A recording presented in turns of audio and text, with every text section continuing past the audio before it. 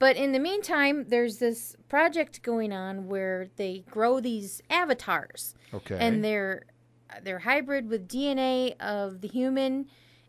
Is it a living being? It's a living being. And what Okay. they do, it's like Matrix. They plug in, and now but it's not virtual. Okay. They plug their brain in, and then they're working this avatar. But it's Okay. a real body. It's okay. It's one of these people. So there's 2 of these Marines, and some research people that are doing this, going in, and they're trying to get in with the people and learn their ways, okay, and smooth things over. Right. But then there's this one naughty guy who is not. It's always the Right. naughty guy. He's a naughty guy. But anyway, I don't want to give too much away. Right, But that's right. basically it. There's underlying things. Now this is what I hear, and this is what I read a lot about Avatar. Mm-hmm. That the CGI and the special effects, especially in the 3D, the best that's ever been done. But the storyline and the plot is pretty lame. I don't agree with that. Well, I don't know. I thought that would be the case. Right. Because that's what I heard. But I thought the storyline and the plot were fine. Okay. It's a movie. Can't figure out the racist part. Are we against the blue Well, people? they're saying that it's all about the white savior coming to save the indigenous people. Okay. And whatever. It's just a movie. You're reading into it. Just give me a break. Okay. It's a movie. Watch it. Enjoy it. Move on with your life. There you go. That's all I have to say about it. And it's one moment. I have to break out the new technology. Get the iPod.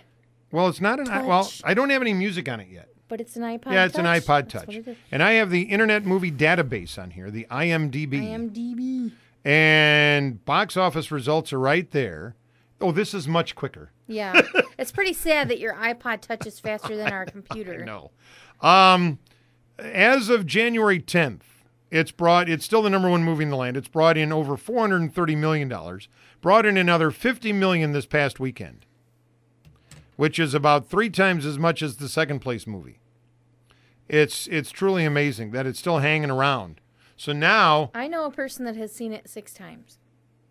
That's a little overkill. it just took you a little. I don't think I would see it again. But if I had seen it at the regular theater or Right. not in 3D, I probably would go see it in 3D. I might see it if I were to go somewhere where they had, say, an IMAX. My brothers have seen it in the IMAX. I might go see it in the IMAX. And they say it's incredible in the Yeah. IMAX. I might do that. But other than that, Right. I thought it was great, and I'm moving on with my life. Okay. Have you seen anything else? No, that was it. I've been busy.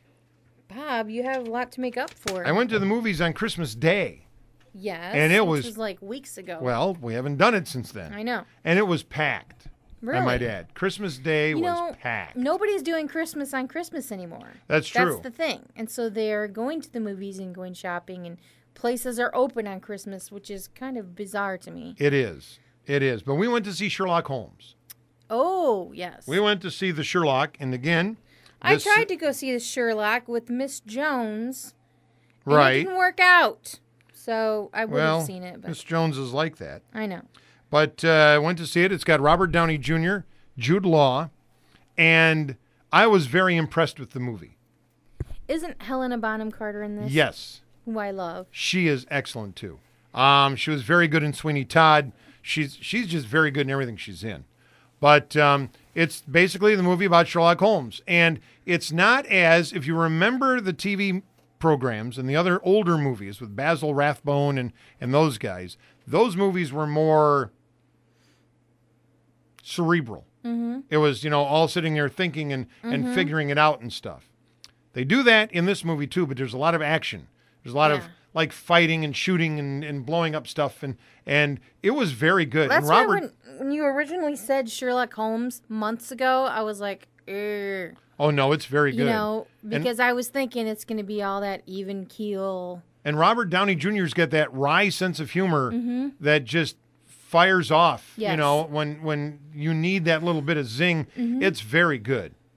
And it opens itself well up to a sequel. Of course. Because, it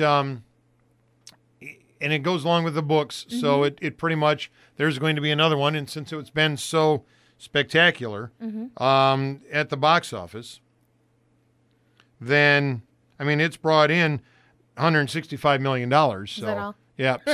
So it's very good, and it's still number 2. So it is. I thought it was an excellent movie. Cool.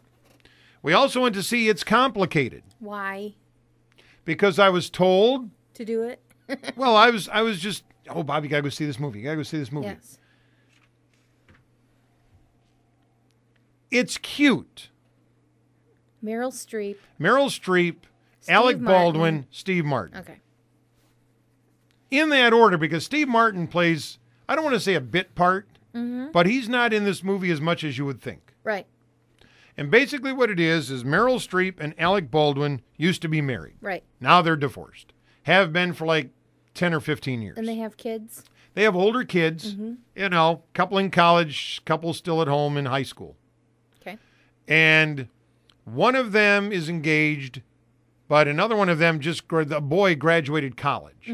So they all went to New York to his college graduation. And they all just happened to be staying in the same hotel. Oh, how convenient. And Alex remarried to this much younger gal who's got a Right. psycho kid.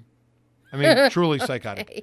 And so Alec and Meryl bump into each other at the hotel bar. They get to reminiscing about thing the leads kids to and stuff. another. One thing leads to another, and then all of a sudden it gets complicated. Right.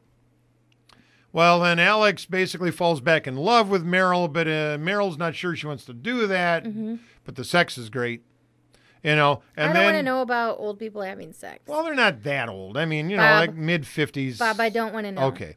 But then Steve Martin comes into the picture because he's an architect helping Right. her to redesign her house. And then they start getting sweet. But, like you used to date, and have a date and Right. just hold hands at first Sure. and, this and that. So, He was a gentleman. very much so.